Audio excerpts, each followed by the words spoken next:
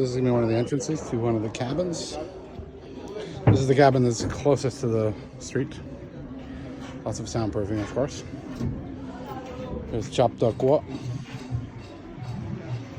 I'm gonna have these like Juliet balconies sort of thing, so the windows across here, you can open them up. It'll be like big sliding glass windows. These rooms are not that big, but I hope they're gonna turn out nice.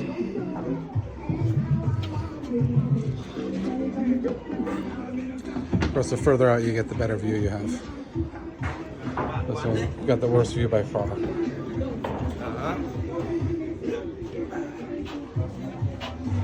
the bathroom is going to have a window into the pool area.